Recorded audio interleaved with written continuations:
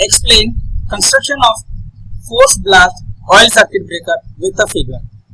So in this, a strong steel tank that contains transformer oil which serves as both insulating and air quenching medium. It supports internal parts and provides oil reservoir and cooling volume for the air quenching. Fixed contact, here it is. Fixed contact is rigidly mounted inside the tank and moving contact is attached to the operating mechanism. This is attached with the operating mechanism. These contacts are made up of copper or copper alloys. A piston or cylinder or plunger assembly is immersed in the oil. Now when the breaker opens, the piston is driven by a pre-charged gas charge or a mechanical spring or a fast movement of the contact itself to force oil through a nozzle towards the arc. So when this contact separates and this is the opening from where the oil immersed, this is the characteristic forced blast element, means the blast pressure is provided independently of the arc itself due to this piston arrangement, piston movement, this piston movement available here. So this piston moves in downward direction, these are interlinked with together. This moving contact is separate out and this piston goes downward, so the oil flows in this direction towards the arc.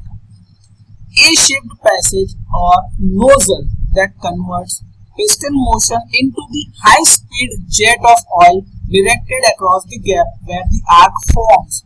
Nozzle geometry contracts the oil flow and creates strong dielectric strength or recovery across the arc path.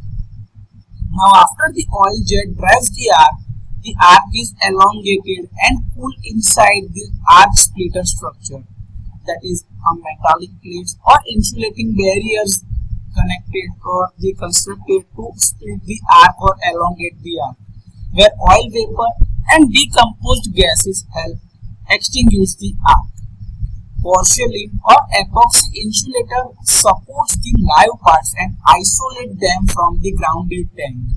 External bushings are also provided for the connection purposes for the transmission line or the bus bars. The mechanical linkages, springs and tripping device that move the moving contact and simultaneously actuate the blast piston. This is designed for rapid, reliable action and for being charged or reset between the operations. In some designs, a small gas chamber, either of air or of nitrogen, is used to store energy that drives the piston quickly to produce the blast. Drain, breather, level indicator and filters are also provided to maintain the oil condition and allow servicing. Vents or pressure relief valve or devices are provided to safely release the excessive pressure generated during the interruptions.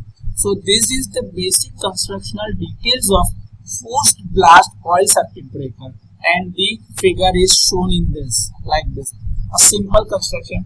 Here the supporting structures or operating mechanism is not shown in the figure. This is just a basic figure that you have to draw when asked in the examination.